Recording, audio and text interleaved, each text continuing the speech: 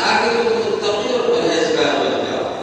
تو تقوی کی ٹریننگ دینے کے لیے اور تقوی کی مشق کرانے کے لیے اللہ جل شانہ نے ہمارے لیے رمضان کا مہینہ رکھا اور اس میں روزے رکھنے کا حکم فرمایا۔ قرآن پاک رمضان شریف میں نازل ہوا ہے، شب قدر میں نازل ہوا ہے۔ تو شب قدر کی فضیلت میں اللہ تعالیٰ نے مستقل ایسی صورت نازل فرمائی۔ قرآن پاک رمضان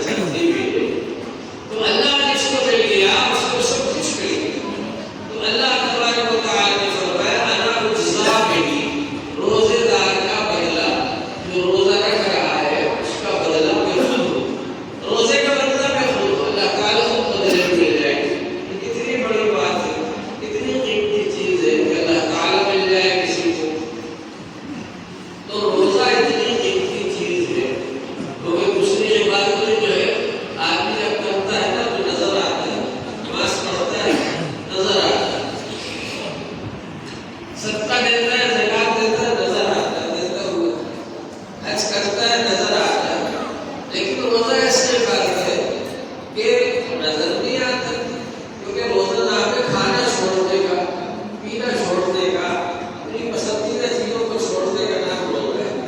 یہ معلوم ہی نہیں آپ کو کہ آپ کا روزہ ہے کہ نہیں، جب تک آپ خود نہ بتائیں کہ میرا روزہ ہے، سامنے والے کو پتہ نہیں چلے گا کہ آپ کا روزہ ہے یا نہیں۔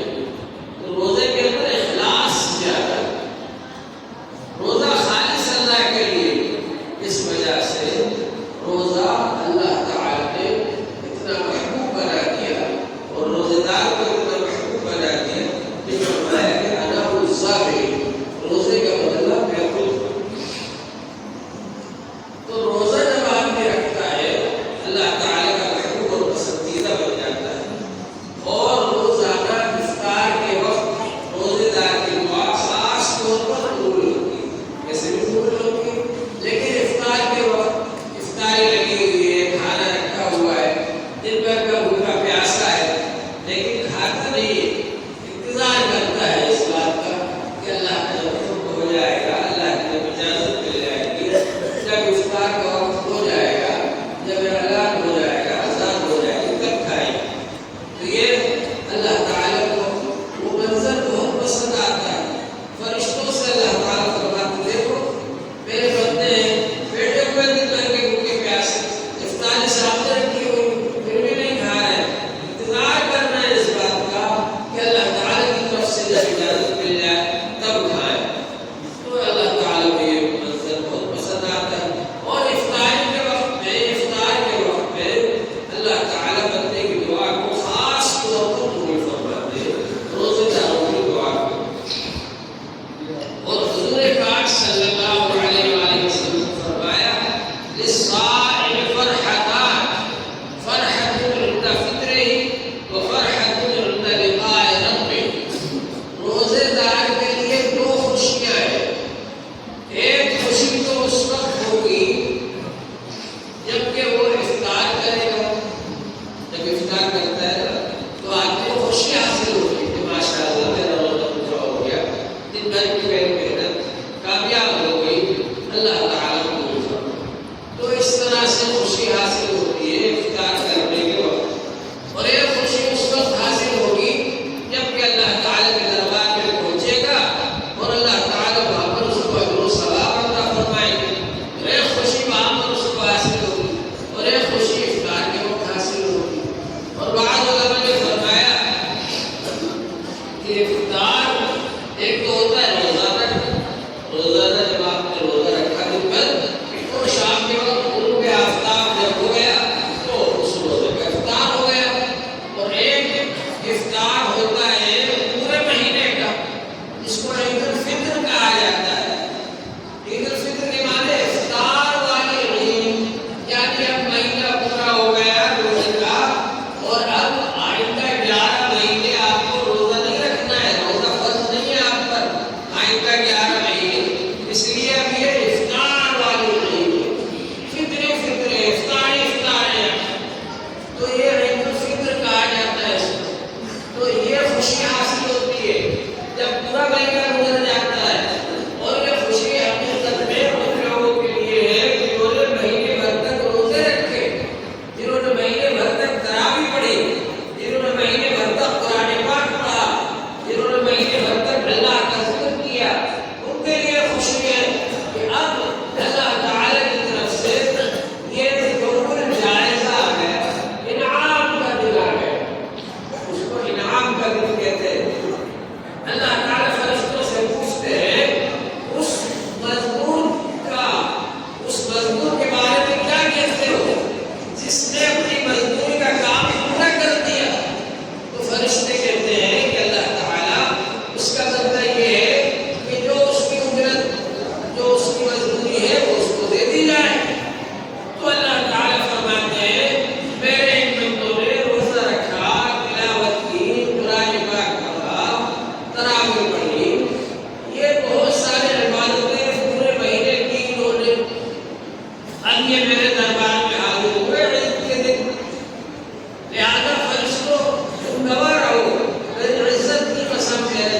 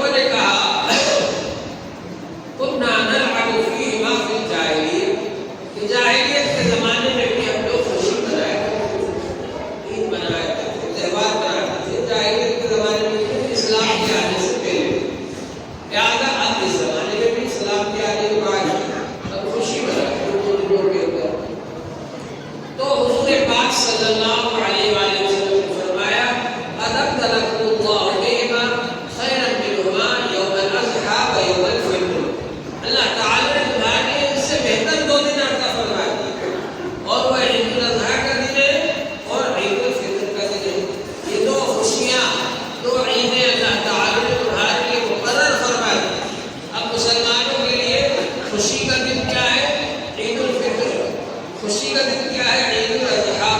یہ دو عیدیں سال بھر میں اللہ تعالیٰ نے مقرر فرمائی. پرانے زمانے کے لوگ جو خوشی مناتے تھے اس کی بنیاد ہوتی تھی اس بات پر کہ کسی کی پیدائش پر خوشی منائی جائے یا کسی کی جنگ جیتنے پر خوشی منائی جائے، فتح کا دن منایا جائے. لیکن اسلام نے خوشی کی بنیاد اس پر نہیں رکھی. اگر خوشی کی بنیاد اس پر ہوتی تو حضور پاک صلی اللہ علیہ وسلم کی یوم پیدائش کو اور عید کا دن منایا جاتا. اس پر اسلام نے خوشی کی بنیاد نہیں رکھی. اگر خوشی کی بنیاد اس پر ہوتی جنگ جیتنے پر تو جنگ بدر جس دن فتح ہوئی اس دن کو خوشی کا دن منایا جاتا. اس پر خوشی کی بنیاد نہیں رکھی اللہ تعالیٰ نے خوشی کی بنیاد اس بات پر رکھی. قل بفضل اللہ فبذلک فلیفرحوا. اللہ کے فضل سے خوش ہو کہ اللہ کی توفیق سے تم نے مہینے بھر روزے رکھے، اللہ کی توفیق سے تم نے مہینے بھر تک عبادت کی، تراویح پڑھی، قرآن پاک پڑھا، اللہ کا ذکر کیا. یہ اللہ کی توفیق ہے، اللہ کا فضل ہے. نیک کام کرنے کے بعد خوش ہو.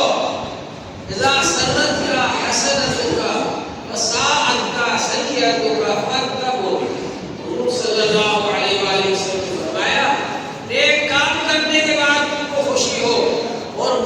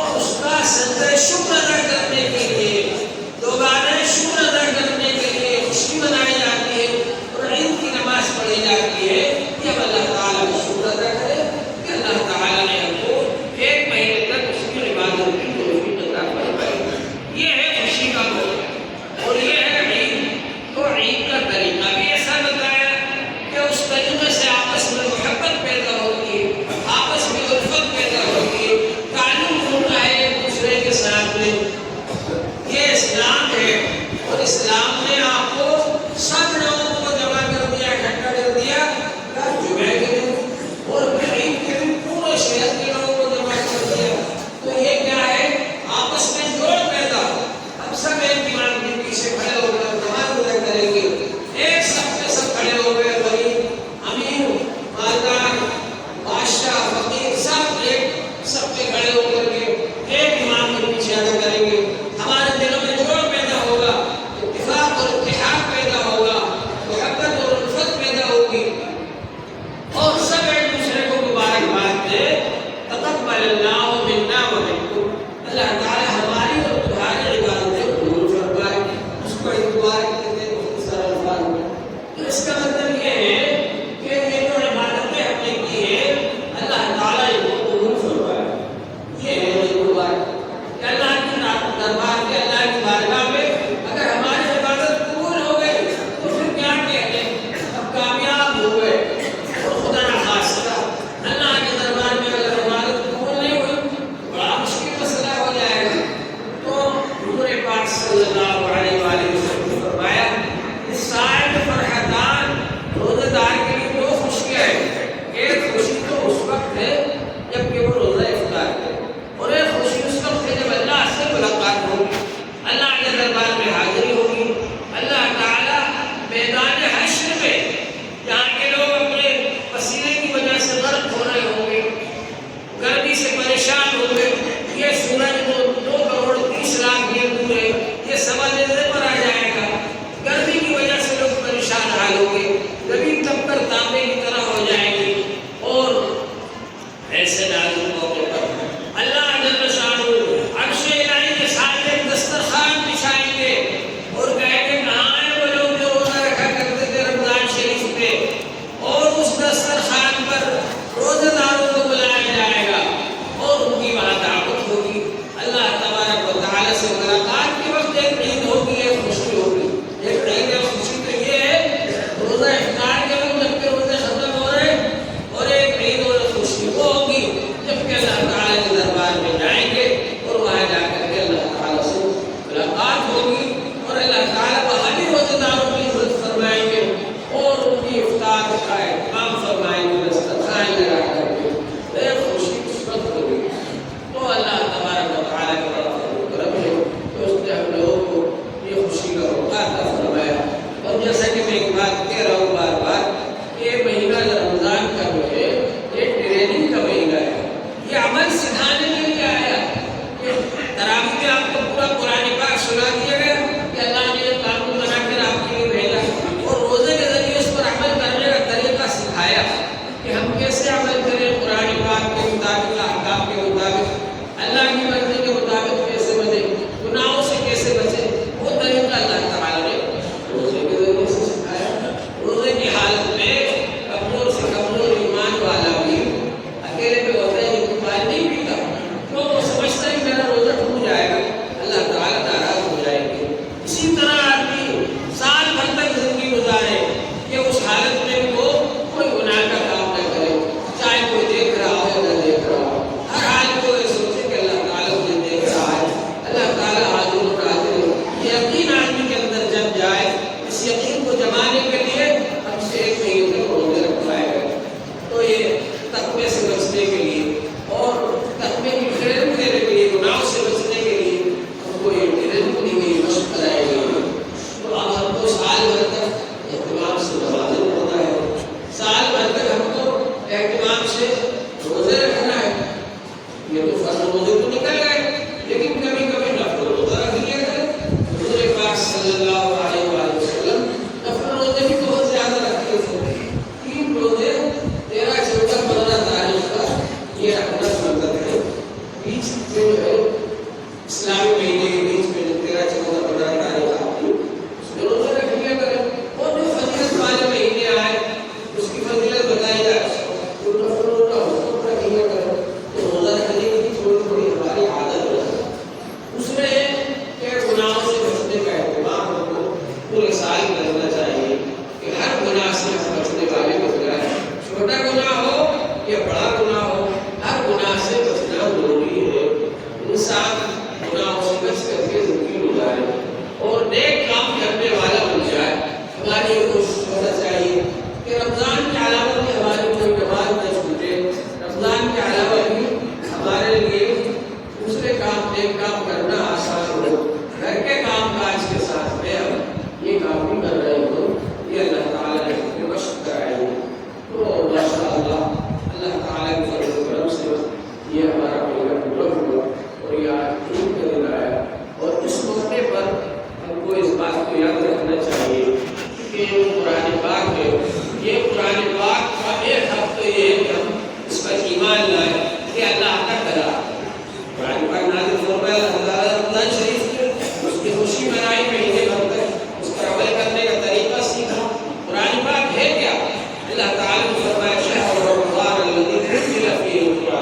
رمضان کا مہینہ وہ ہے اس میں قرآن نازل ہوا، اور قرآن کیا ہے؟ ہدی للناس، تمام انسانوں کے لیے ہدایت ہے، یہ گائیڈنگ ہے، رہبری کرنے والا ہے، تمام انسانوں کو رہبری کرتا ہے، ہدایت کرتا ہے، ہدی للناس، تمام انسانوں کے لیے رہبری کرنے والا ہے، مبینات من الہدی والفرقان، اور اس میں ہدایت کی بڑی بڑی نشانیاں موجود ہیں، ظاہری نشانیاں، کوئی مدلک بات نہیں ہے، پیچیدہ بات نہیں کہ لوگوں کی سمجھ میں نہیں آئے، صاف صاف باتیں اس میں بتائی گئی قرآن پاک میں۔ اور قرآن پاک کا ایک نام فرقان بھی، فرقان کے معنی حق اور باطل میں فرق بتلانے والا، جائز اور ناجائز میں فرق بتلانے والا، حلال اور حرام میں فرق بتلانے والا، تو اس کا ایک نام فرقان بھی ہے۔ آپ اندھیرے میں جا رہے ہیں، آپ کا پاؤں بڑے بھی لگ سکتا ہے، آپ اندھیرے میں جا رہے ہیں، آپ کے پاؤں سے ٹھوکر لگ سکتی ہے، آپ کے پاؤں کو، آپ اندھیرے میں جا رہے ہیں، آپ کے پاؤں میں کانٹا چھوٹ سکتا ہے، لیکن اگر آپ بیٹری لے کر جا رہے ہیں، ٹارچ لے کر جا رہے ہیں، روشنی میں جا رہے ہیں، جانا ہے تو آپ کو نظر آئے گا ادھر پتھر پڑا ہوا ہے اس سے بچ جائیں گے، ادھر گڑھا ہے اس سے بچ جائیں گے، ادھر کانٹا پڑا ہوا ہے اس سے بچ جائیں گے۔ تو قرآن پاک کی روشنی میں جو زندگی گزارے گا وہ حرام سے بچے گا، حلال کو اختیار کرے گا، قرآن پاک کی روشنی میں جو زندگی گزارے گا وہ ناجائز سے بچے گا، جائز کو اختیار کرے گا، قرآن پاک کی روشنی میں جو زندگی گزارے گا وہ گناہوں سے بچے گا، اچھے کام کرے گا۔ تو ہماری کوشش ہو کہ ہم قرآن پاک کا علم حاصل کریں۔ قرآن پاک کا ایک حق یہ ہے کہ ہم اس پر ایمان لائیں کہ اللہ کا کلام ہے، ایک حق یہ ہے کہ ہم قرآن پاک کو پڑھیں، تلاوت کریں۔ ہر مسلمان کے دل میں یہ جذبہ ہونا چاہیے، تڑپ ہونا چاہیے کہ میں قرآن شریف پڑھنے والا بن جاؤں۔ کسی بھی عمر میں آپ ہو، اگر آپ کے دل میں یہ جذبہ پیدا ہو جائے، اور امام صاحب کو روزانہ آ کر آپ کو 10 منٹ بھی دے دیے، 15 منٹ بھی دے دیے، اور سیکھ لیا، سیکھتے سیکھتے ایک ایک آیت بھی روزانہ سیکھی، ایک دن ایسا آئے گا کہ انشاءاللہ پورا قرآن پاک پڑھ لیں گے آپ۔ تیسرا ہم قرآن پاک کا یہ ہے کہ اس کو سمجھے ہم کہ قرآن پاک میں ہمارے لیے اللہ نے کیا حکام بھیجے، اور اس کے بعد جو کام یہ ہے کہ اس کے مطابق عمل کریں، قرآن پاک کی روشنی میں زندگی گزاریں۔ اگر ہم نے یہ کیا تو انشاءاللہ دنیا میں بھی کامیاب ہوں گے اور آخرت میں بھی کامیاب ہوں گے۔ یہ کتاب قرآن پاک جو ہے انسانوں کو سربلند کرنے کے لیے آتا ہے۔ ان اللہ یرفع بہذا الکتاب اقواما ویضع بہ آخرین، اللہ تعالیٰ اس کتاب کے ذریعے بہت سے لوگوں کو سربلند کرے گا، بہت سے لوگوں کو ذلیل کرے گا۔ جو لوگ قرآن پاک کو پڑھیں گے، سمجھیں گے، عمل کریں گے، اللہ ان کو ترقی دے گا، کامیاب کرے گا، سربلند کرے گا۔ جو لوگ قرآن پاک کو چھوڑ دیں گے، پس خون ڈال دیں گے، پیچھے ڈال دیں گے، اللہ تعالیٰ ان کو ذلیل کرے گا۔ دنیا کے اندر جو مسلمان اس وقت پیچھے جا رہے ہیں، پسماندہ ہو رہے ہیں، پریشان ہو رہے ہیں، اس کی وجہ یہ ہے کہ ہم لوگوں نے عام طور سے قرآن پاک کو چھوڑ دیا۔ پہلے مسلمانوں کے گھروں سے قرآن پاک کی تلاوت کی آواز آتی تھی، سورہ قرآن پاک کی تلاوت کرتے سب سے پہلے ہوتا ہے اس کا اہتمام کریں۔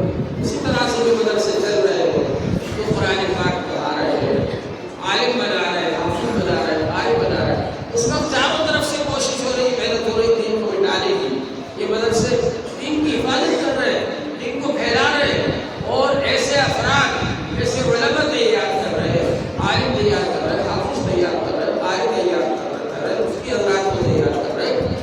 یہ لوگ دین کی خدمت کرنے والے بنے، دین کی حفاظت کر